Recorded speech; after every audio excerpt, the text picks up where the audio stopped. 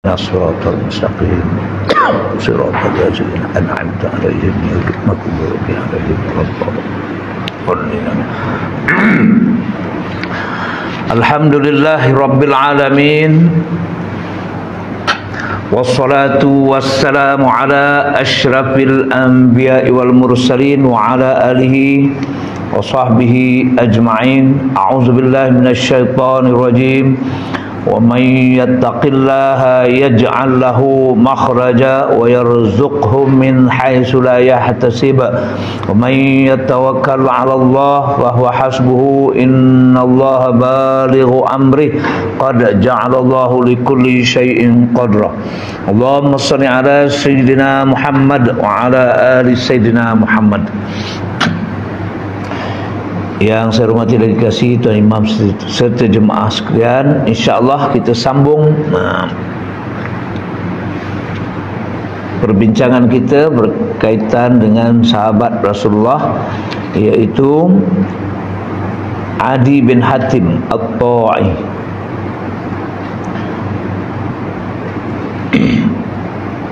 Adi menyambung kisahnya.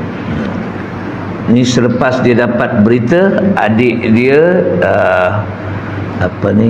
telah berjumpa Rasulullah dan mohon daripada Rasulullah agar dia dibebaskan dan dia dapat bertemu dengan keluarga dia lah. Sejak hari itu kami sentiasa mengikuti perkembangan adik perempuan saya itu. Kami ternanti-nanti kedatangannya. Kami hampir tidak percaya cerita yang disampaikan kepada kami berkenaan beliau dengan Muhammad dan layanan baiknya. Apatah lagi apabila memandangkan sikap buruk saya terhadap baginda sebelum ini. Salah satu sunnah Rasulullah sentiasa berbuat baik atau kepada orang yang berbuat jahat kepadanya. Demi Allah, pada suatu hari sewaktu saya sedang duduk bersama dengan ahli keluarga saya, tiba-tiba saya terlihat seorang perempuan berada di dalam haudaj, iaitu tandu yang diletakkan di atas unta untuk diduduki oleh kaum wanita. Seorang perempuan berada di dalam haudaj menuju ke arah kami. Saya tertanya-tanya, adakah itu anak perempuan Hatim, adik saya? Ternyata sangkaan saya benar. Apabila beliau berhenti di hadapan saya, adik saya terus sahaja menyerang saya dengan kata-katanya. Lelaki yang memutuskan silaturahim, lelaki zalim, kamu bawa isteri dan anak-anakmu tapi meninggalkan waris bapa kamu dan adik yang menjadi harga diri kamu. Leter adik saya. Kalau tuan-tuan masih ingat, masa Adi bin Hatim ni dapat khabar kata tentera Rasulullah dah dekat, dia lari menuju ke Syam, nak berjumpa dengan puak-puak Kristian. Masa tu dia menganut Kristian lah. Jadi dalam kekalutan tu dia tertinggal adik dia. Saya berkata lembut, wahai adik, janganlah berkata begitu. Saya terus memujuk dan menenangkannya sehingga beliau dapat menerima penjelasan saya.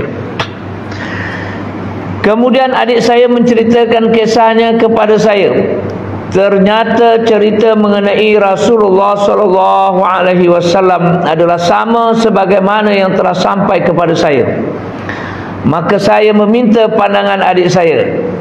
Beliau adalah seorang perempuan yang sangat teliti dan bijak. Apakah pandangan kamu mengenai lelaki itu, yakni Muhammad SAW? Tanya saya. Dengan nada yang penuh yakin beliau menjawab, demi Allah, pada pandangan saya kamu perlu segera menemuinya. Jika dia seorang nabi, orang yang awal bertemu beliau akan mendapat kelebihan. Jika dia seorang raja, kamu tidak akan terhina di sisinya. Kamu tetap kamu. tiada sesuatu yang akan berkurangan.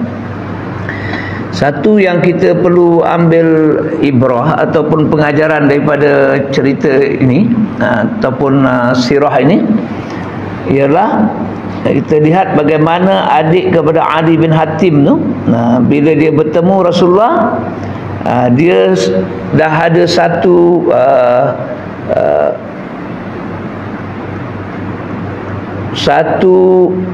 pandangan tentang siapa itu Rasulullah. Iaitu dia sangat yakin Rasulullah ni orang yang mulia, orang yang terhormat, orang yang berakhlak dan sebagainya. Jadi dengan penuh yakin bila abang dia tanya, dia cakap pada abang, kau kena pergi jumpa dia. Sebab kalau dia Nabi, kau tak tentu dapat kemuliaan. Kalau dia raja pun kau akan dapat kemuliaan. Jadi berbalik kepada diri kita, tuan-tuan, kita dah menerima Islam sebagai agama kita sekian tahun lah. Daripada kita lahir, kita mumayyiz, kita balik, dah cukup syarat mukallaf tu, kita dah terima Islam sebagai agama kita. Tapi yang kita kena juga muhasabah diri kita. Hari ini kalau kita ditanya soalan pada diri kita, siapakah itu Rasulullah? Sudahkah dalam diri kita tu Rasulullah tu seorang yang istimewa, atau sekadar satu pengetahuan saja? Oh, Rasulullah tu Nabi, Rasul yang terakhir, Rasulullah tu bawa begini-gini.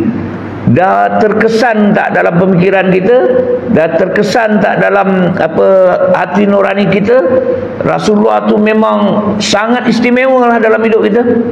Kalau orang tanya siapa yang kau nak kenali sangat, siapa yang kau nak jumpa sangat, kita dah boleh jawab dengan penuh yakin, dalam hati kita nak jumpa sangat. Ataupun kita hari ini sesudah mungkin bertahun lah jadi orang Islam, Rasulullah tu biasa saja dalam kehidupan kita. Bahaya tu. Sepatutnya macam dah jadi sangat istimewa lah. Maknanya bila kita dikhabarkan tentang Rasulullah tu, kita nak dengar sangat. Bukan saja nak dengar sangat, sehingga nak jumpa sangat lah. Kalau di dunia ni kita nak pergi ziarah dia. Kalau kita mati besok, kita di antara individu yang kita nak jumpa sangat ialah Rasulullah. Patutnya ketika hidup ni kita dah ada rasa macam tu lah. Kedudukan Rasulullah tu dalam pemikiran kita, dalam emosi kita, perasaan kita, hati nurani kita sangat istimewa. Bukan sekadar Nabi dan Rasul dalam arti kata pengetahuan saja. Oh, kita tahu Rasulullah ni Nabi Rasul, tapi tak ada rasa. Ataupun nak mudah macam ni, tuan. Kita kalau dengan mak kita ada satu rasa, betul tak? Dengan ayah kita, kita ada rasa. Rasa tu saya tak boleh nak explain ataupun terangkan dalam perkataan, tapi kita merasainya, betul? Bila sebut mak, ayah, kita ada satu rasa. Dia ada satu hubungan. Orang cakap tak betul tentang mak ayah kita, memang kita akan marah, tersentuh. Dengan Rasulullah lebih daripada tu. Rasa tu kena lebih daripada tu. Sebab apa? Kita kena menyintai Rasulullah lebih daripada kita menyintai lain-lain makhluk ni. Lebih daripada kita menyintai ibu ayah kita. Bila sebut ibu ayah ni, macam saya, mak ayah saya dah meninggal, kan? Tapi rasa tu ada lagi? Ada. Bila pergi kat kubur tu ada tak rasa? Ada. Rasa kita dengan Rasulullah kena lebih daripada tu. Itu maksud saya. Kalau kita rasa biasa-biasa je, tak ada rasa rindu, macam mak kita, ayah kita, kadang-kadang kan rasa rindu kita. Rasa rindu, nak jumpa, nak macam terdengar-dengar balik suara. Jadi macam itulah kita dengan Rasulullah, bahkan lebih lagi. Kalau tak ada rasa macam tu, kena usaha dari sekarang. Baik, tuan-tuan, cerita Adi lagi. Saya pun menyediakan bekalan untuk bermusafir dan terus berangkat menemui Nabi SAW di Madinah. Saya pergi tanpa membuat sebarang perjanjian aman dan perutusan surat. Saya mendapat tahu baginda pernah bersabda. Mengapa dia confident? Tak ada buat appointment pun terus pergi dia. Sebab dia pernah mendengar Rasulullah bersabda, sesungguhnya saya berharap Allah Subhanahu Wa Taala menjadikan tangan Adi berjabat erat dengan tangan saya. Dia dah dengar dah Rasulullah nak bersalam dengan dia kan. Jadi bila dia dah nak jumpa Rasulullah tu, dia confident. Dia ini tak apa, aku pergi tanpa buat perjanjian. Tuan-tuan, ada tak Rasulullah doakan untuk kita? Kalau macam Adi ni, dia kata Rasulullah pernah ucapkan, sesungguhnya saya berharap Allah Subhanahu Wa Taala menjadikan tangan Adi berjabat erat dengan tangan saya. Kita kan Rasulullah sebut depan sahabat, dia nak jumpa sangat kita. Siapa dia? Dia nak jumpa ikhwan, saudara-saudara dia. Sahabat tanya, siapa ikhwan tu? Siapa saudara-saudara tu? Mereka ni tak pernah jumpa aku, tapi mereka beriman dengan aku, bahkan sangat merindui aku. Rasulullah nak jumpa kita. Cuma kita tanya diri kita, kita nak jumpa Rasulullah tak? Nak jumpa Rasulullah, patut kena ada tiap hari, kena fikir. Jadi salah satu caranya, perbanyakkan selawat, tuan-tuan. Tiap-tiap hari jangan lupa banyakkan selawat. Allahumma salli ala Sayyidina Muhammad wa ala ali Sayyidina Muhammad. Kita ni kena berselawat paling tidak pun kerana 4 perkara. Pertama, kerana perintah Allah. Kedua, kerana itu hak Rasulullah. Dan ketiga, kita hendakkan syafaat Rasulullah. Dan keempat, kita boleh bertawasul dengan Rasulullah. Boleh. Ada pendapat dia kata, Rasulullah dah wafat dah, mana boleh bertawasul kan? Boleh. Kita baca pun dalam tahiyat, Assalamualaikum ayyuhan nabiyyu wa rahmatullahi wa barakatuh. Assalamualaikum tu kalau dalam bahasa Arab, ka tu maknanya orang tu ada, orang tu hidup lagi. Orang tu ada. Jadi Rasulullah ni walaupun dah wafat, hakikatnya kita berselawat kata Rasulullah, Rasulullah dengar.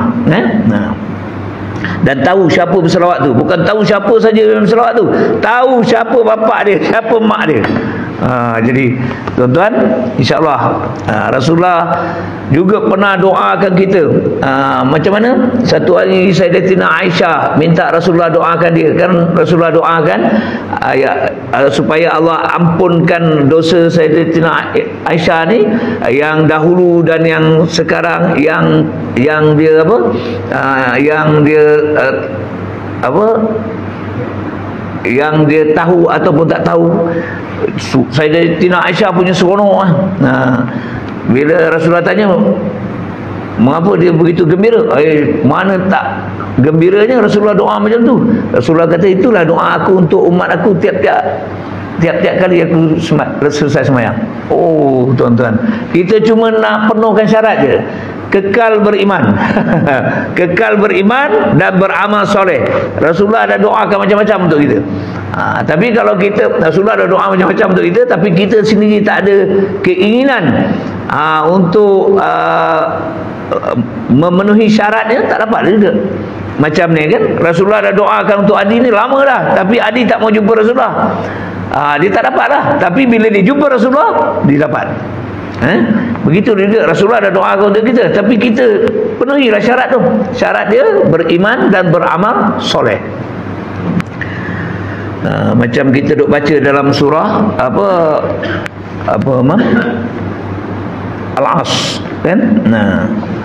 Surah kita sebut wal asri kan. Baik. Apabila sampai di Madinah, saya terus menemui baginda. Pada ketika itu baginda berada di dalam masjid. Saya lantas memberi salam kepadanya. Siapakah kamu? Tanya Nabi SAW. Dengan segan-segan saya menjawab, Adi bin Hatim. Baginda bingkas bangun ke arah saya. Baginda memegang tangan saya dan membawa saya ke rumahnya. Jadi sahlah apa yang Rasulullah doakan tu kan. Rasulullah dah sangat berjabat tangan dengan Adi. Jadi bila dah jumpa tu terbukti. Itulah yang Rasulullah lakukan. Dalam perjalanan ke rumahnya, seorang perempuan tua yang lemah telah menemui baginda. Ini masa Rasulullah dengan Ali nak balik ke rumah Rasulullah. Jadi dalam perjalanan berjumpa seorang perempuan tua yang lemah. Perempuan tua yang lemah telah menemui baginda. Bersamanya seorang kanak-kanak lelaki. Perempuan itu meluahkan hajat mereka kepada baginda. Baginda pula terus melayaninya sehinggalah baginda menyempurnakan hajat mereka berdua. Saya berdiri di situ memerhatikan gelagat ketiga-tiga mereka. Dia tengok je bagaimana Rasulullah melayani perempuan tua dan anak lelaki itu. Demi Allah, dia ini bukan seorang raja, getus hati saya. Macam mana dia boleh kata macam tu? Sebab kalau raja, sikap raja dia ada kadam dia, betul kadam dia lah layan orang yang nak jumpa dia tu. Tapi ini Rasulullah sendiri layan. Baginda kemudiannya mencapai tangan saya dan terus berjalan sehingga kami sampai ke rumahnya.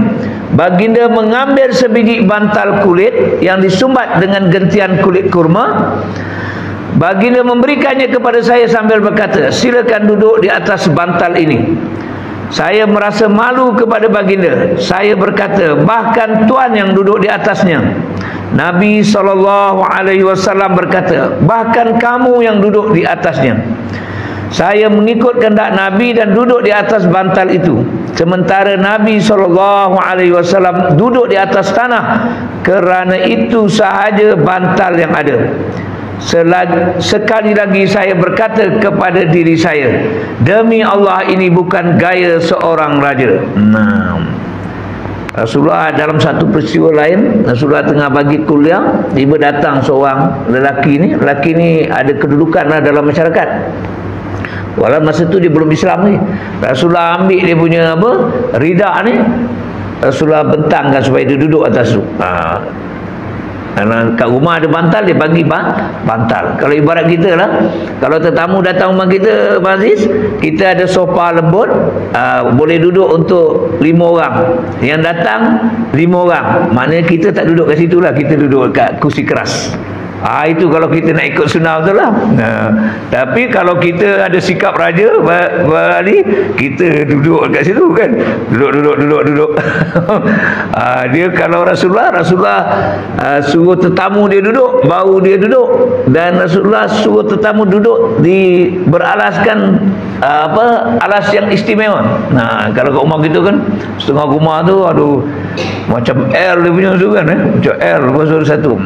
Tetamu bagi penuh dulu, kita ras. Kalau tak muat, kita duduk kat mana? Lantai kalau tak duduk. Tapi mungkin tetamu jangan. Tapi kalau kita nak kira sunnah, duduklah dia. Dan kalau masing-masing faham sunnah, kata saya faham, saya pergi rumah Bang Ali, kita sama-sama faham sunnah. Kami duduk atas seti, Bang Ali duduk bawah, saya selama je duduk situ tuan rumah. Kan? Tapi kadang kita sama-sama tak faham, kan? Lalas tuan rumah duduk kat meja selesa, tetamu duduk duduk atas lantai, tikau pun tak ada, bersila atas simen. La ilaha illallah. Lama pula la ilaha illallah tu, punggung pun dah sejuk, betul. Baik. Jadi kalau kita baca sirah Rasulullah ni seronok, seronok. Macam-macam benda kita boleh amal. Sebab sunnah Rasulullah ni daripada celik mata sampai pejam mata. Semua sunnah. Hatta masuk tandas pun, masuk tandas tangan pula kaki kiri, kedua kaki kanan pakai alas kaki. Tapi itu pun kita tak boleh buat. Sebab ada rumah dalam tandas, dalam bilik air tak ada selipar lagi. Tak ada selipar lagi. Masuk tak ada selipar. Lantai berlumut pula tu. La ilaha illallah. Kalau ada selipar, kalau ada selipar, gaji-gaji lah berus lumut tu kan. Kalau malas buang je, beli baru. Sebulan sekali beli baru RM1 balik. Tapi sentiasa bersih kan. Baik. Niat apa? Niat ikut sunnah. Setiap sunnah yang kita laksanakan tu, pahala je seperti pahala 100 syahid. Besar pahala tu. Baik, kita sambung sikit. Baginda kemudiannya menoleh kepada saya seraya bertanya, "Wahai Adi bin Hatim, bukankah kamu seorang penganut agama Rakusi, agama yang mirip kepada kepercayaan Nasrani dan Sobi'ah?" "Ya," angguk saya. Nabi SAW bertanya lagi, bukankah di kalangan kaummu kamu mengambil mirba ni kadar 1/4 daripada harta rampasan perang, dengan itu kamu telah mengambil sesuatu yang tidak halal menurut agama kamu sendiri. "Ya," jawab saya akur dengan kenyataan baginda itu tanpa berdolak dalih lagi. Kini saya tahu dan pasti bahawa baginda adalah seorang nabi dan rasul yang diutuskan Tuhan. Baginda mengetahui perkara yang tidak diketahui manusia lain. Tu orang bijak tu, maknanya Adi bin Hatim ni orang cerdik. Bila benda yang hanya orang dalam agama tu saja yang tahu pun Rasulullah tahu, walau Rasulullah tak pernah jumpa, ini luar biasa ni, ini bukan orang biasa. Ini tentu masa tu tentulah dia kata ini Nabi dan Rasul. Kalau zaman kita ni Nabi dan Rasul dah tak adalah. Tapi kadang-kadang kita jumpa orang alim ni, dia macam tahu je kita ada buat benda kan. Dia cakap tu sebiji kena dia, sebiji kena dia, sebiji kena dia. Walau ada keadaan mungkin dia tahu, ada keadaan sebenarnya dia tak tahu. Allah campakkan ilham tu, dia bercakap benda tu, dan benda tu terkait dengan orang-orang yang ada di depan ni kan. Tapi kalau imam-imam besar dulu, Imam Syafi'i, Imam Hanafi, Maliki, Hambali, memang siapa hadir kuliah dia macam terkena je, macam menjawab soalan setiap orang. Hebat ni, hebat. 1000 orang datang, 1000 orang hari tu dapat jawapan. Walau orang yang cakap tu orang seorang tu je, dan dia cakap ayat yang tu je, tapi macam jawapan kepada semua orang. Selebih daripada tu sebenarnya itu urusan Allah kan, urusan Allah. Ilmu tu pun Allah punya, kepahaman tu pun Allah punya. Baik, benda yang sama kita dengar tapi kita faham di sudut A, di sudut B. Macam katalah saya kalau cerita laut, kalau depan saya engineer cari gali minyak, dia nampak minyak. Tapi kalau depan saya cerita laut, kalau depan saya ni orang pelancongan, dia nampak, boleh buat tempat pelancongan cantik tu kan, boleh buat chalet dan sebagainya. Kalau depan saya ni orang ekonomi kan, saya cakap tentang laut, tapi dia tak nampak minyak tu, dia tak nampak apa, dia kata, ini aku kalau meniaga bagus ni hari Ahad. Jadi macam itulah maksudnya. Benda yang sama tapi kadang kepahaman itu berbeza-beza ikut rezeki masing-masing. Jadi Adi yakin ni Rasulullah, ini Nabi, tak mungkin dia tahu. Dan satu lagi yang kita dapat pelajari di sini tuan-tuan, masa Adi jumpa Rasulullah ni, dia dah masuk Islam belum? Tapi Rasulullah raikan dia. Itu kita banyak. Kadang-kadang kita ada kawan-kawan yang belum lagi Islam, Kristian lah, Buddhis, Hindu lah, dia datang ke rumah kita, dia sebagai tetamu kena jaga hak dia sebagai tetamu. Cuma ada benda-benda memang kita tak boleh lah. Misalnya kawan-kawan kita yang beragama Kristian, bila sampai 25 Disember, kita memang tak boleh nak sebut, nak ucapkan selamat hari Natal. Tak boleh. Tak payah sebut kan, tak payah sebut. Cuma sebutlah benda yang lain. Yang tu tak boleh sebut pasal dia terkait dengan akidah. Sebab mereka sambut 25 Disember tu, hari Natal tu, dengan keyakinan bahawa Nabi Isa tu, Jesus tu anak Tuhan. Itu kita tak boleh sebut selamat hari Natal. Ada orang sebut, itu dia punya hal. Tapi kita yang dah tahu jangan sebut kan. Dan saya pun ramai kawan yang masih beragama Kristian tak pernah sebut, dan dia pun tak pernah kecil hati. Dia tahu mesti terkait dengan larangan agama dia, tu yang dia tak sebut. Dan kalau perlu ataupun ada peluang terang, kita terang kan. Rasulullah raikan juga walaupun dia belum lagi beriman, tapi tentu ada batas-batas dia. Baginda meneruskan bicaranya, wahai Adi, kemungkinan perkara yang menghalang kamu daripada memeluk agama ini ialah tengok Rasulullah cakap satu-satu, semua terkena ke Adi ni. Wahai Adi, kemungkinan perkara yang menghalang kamu daripada memeluk agama ini ialah kerana kamu lihat kefakiran orang Islam dan kedaifan mereka. Demi Allah, sudah hampir masanya harta akan membanjiri mereka sehingga tiada orang yang mengambilnya. Sebenarnya berulang tak ni tuan? Ada tak orang di luar sana belum masuk Islam? Pasal dia tengok orang Islam ni lekeh betul. Ada tuan. Tu sebab ada seorang syekh ni, dia baru dapat PhD daripada universiti di Maghribi, dapat keputusan cemerlang tertinggi. Dia pengasas As-Sofah yang kat Negeri Sembilan tu. Dia buat kajian tentang tasawuf. Apa dia cakap? Kita ni orang Islam ni kalau mampu belajar sampai tinggi-tinggi. Kalau mampu kita kembang. Kalau mampu berekonomi sampai kita jadi kaya raya. Sebab ada di luar sana tu, dia tak mau nak masuk Islam tu. Dia tahu Islam ni agama benar, tapi dia orang Islam ni bodoh-bodoh semua. Kan? Bahasa Inggeris tak pandai, matematik tak pandai, bahasa Melayu pun dia tak pandai, walau dia orang Melayu. Jadi dalam konteks ini kita kena ambil itu sebagai satu cabaran. Moga-moga kita berdepan dengan mereka, dia kata Islam ni pandai. Dengan sebab itu mungkin dia dulu dia ingat orang Islam ni semua bodoh-bodoh, miskin-miskin. Akhirnya dia tertarik kepada Islam. Kemudian apa lagi? Wahai Adi, kemungkinan perkara yang menghalang kamu dari memeluk agama ini ialah kerana kekurangan bilangan orang Islam, sedangkan bilangan musuh mereka ramai. Demi Allah, sudah hampir masanya untuk kamu dengar seorang wanita keluar dari Al-Qadisiyah dengan menunggang untanya sehinggalah dia menziarahi Kaabah. Dia tidak takut kepada sesiapa kecuali Allah saja. Dulu kan asal orang Islam sikit dia. Rasulullah kata sekarang dah sampai masa ramai. Tapi kita itulah sekarang memang ramai.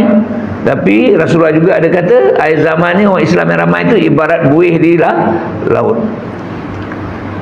Sampai kat pantai hapus, hilang kan. Jadi kena kuatkan diri kita dengan keimanan, ketakwaan. Kemungkinan juga perkara yang menghalang kamu dari memeluk agama ini ialah kerana kamu melihat kerajaan dan kekuasaan berada di tangan orang bukan Islam. Demi Allah, sudah hampir masanya untuk kamu dengar istana putih di Babil, yakni satu kawasan di Iraq, dibuka oleh orang Islam dan harta pemendaraan Kisra bin Hurmuz menjadi milik mereka. Ini pun masalah juga kan. Sekarang kita ni seolah-olah menjadi kerajaan yang bagus tu kita nampak yang teratur, yang sistematik, dipimpin oleh orang bukan Islam. Bila orang Islam jadi nombor one, macam tak teratur je, macam tak ada sistem je. Ini cabaran untuk kita. Rasulullah kata kepada Adi, kalau kau rasa tak ada orang Islam yang boleh memegang tampuk kerajaan, nanti akan ada. Rom pun akan jatuh bawah mereka. Maknanya hebatlah kepimpinan Islam tu. Dan cabaran sekarang, kepimpinan Islam masih bergaduh je. Masih bergaduh je. Kalau di Malaysia, orang Melayu lah, kita sebut orang Melayu, kita beranggapan semuanya Islam. Berapa parti dah ada. Ini bukan cakap politik, tapi kita cakap dari sudut ilmu. Dalam Malaysia, parti orang Melayu Islam, Masya Allah, tak salah saya pernah kira, dah ada 10. Dah ada 10. Apa hal ni? Dah bergaduh. Sekarang baru bergaduh ni. Sebuah negeri di utara dah bergaduh dah. Dah bergaduh, dah bertukar pula menteri besar.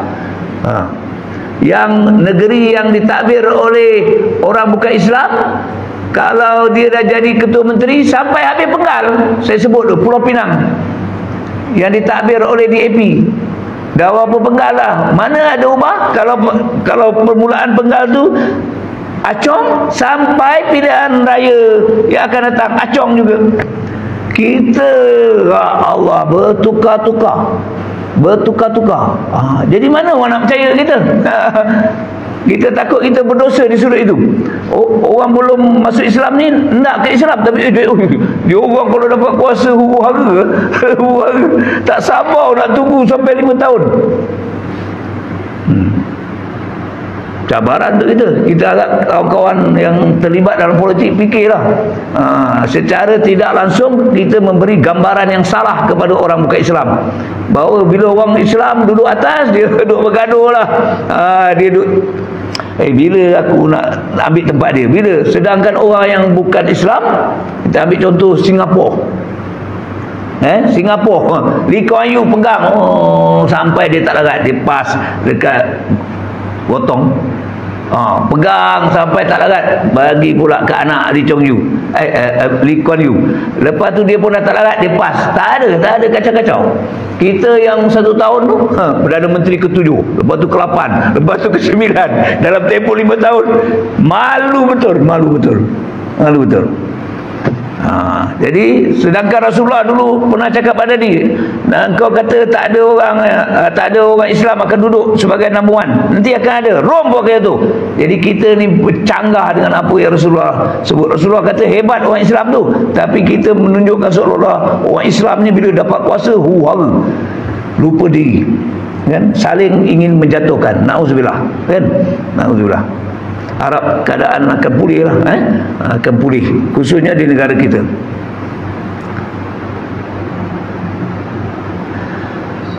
Ke situ lagi tapi isu semasa tu geram juga, kan. Saya hampir tidak percaya dengan apa yang telinga saya dengar. Adakah baginda tersilap cakap? Lantas saya bertanya meminta kepastian. Harta Kisra bin Hurmuz, ini Rom punya, ya, harta Kisra bin Hurmuz, tegas baginda. Pada ketika itu saya terus melapaskan 2 kalimah syahadah dan memeluk Islam. Memang Adi ni cerdik, bila Rasulullah cakap benda tu, tengok Rasulullah tahu depan dia ni orang cerdik. Jadi Rasulullah bercakap benda yang futuristik. Kalau depan ni tak cerdik, cakap benda jauh, benda yang tak nyata lagi akan datang. Ini mimpi apa ni dia cakap ni. Tapi Adi ni orang cerdik, Rasulullah cakap pun cara orang cerdik, dan terus dia beriman kepada Rasulullah, sebab dia kata ni bukan sembarang ni. Ini memang betul, ini Nabi dan Rasul. Adi bin Hatim telah dipanjangkan usianya oleh Allah SWT. Beliau berkata, 2 perkara yang disebut baginda tersebut telah benar-benar berlaku.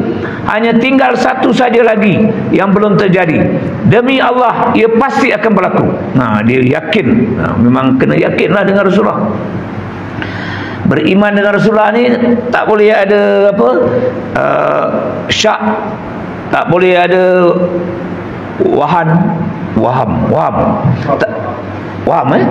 tak boleh ada zan, dia mesti qat'i, bulat.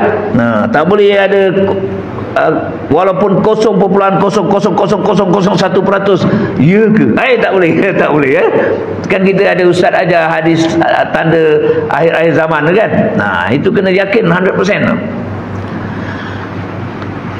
Saya telah lihat seorang wanita keluar dari Al-Qadisiyah di atas unta miliknya. Dia tidak takut sesuatu sehinggalah dia sampai ke Baitullah. Dah berlaku dah. Rasulullah kata nanti orang Islam ni dah merata, jadi orang perempuan keluar pun rasa selamat, tak takut dah. Dan sayalah antara pasukan berkuda yang terawal menyerang dan mengambil perbendaraan Kisra. Dia terlibat dalam peperangan yang mengalahkan Rom tu. Saya bersumpah dengan Allah, perkara yang ketiga pasti akan tiba. Bersinar-sinar matanya menegaskan kepastian janji Rasulullah itu. Langsung tiada riak keraguan pada air mukanya. Allah Subhanahu Wa Taala mengkehendaki sabda Nabi SAW itu benar-benar berlaku. Perkara yang ketiga itu telah berlaku pada zaman pemerintahan khalifah yang zuhud lagi kuat beribadat, iaitu Omar bin Abdul Aziz. Ini cucu Sayyidina Omar Al-Khattab. Harta kekayaan pada zaman beliau melimpah ruah di kalangan umat Islam, hinggakan para petugasnya melaungkan kepada sesiapa yang memerlukan agar mengambil harta zakat yang dikeluarkan oleh orang Islam, tetapi tiada siapa pun yang memerlukannya.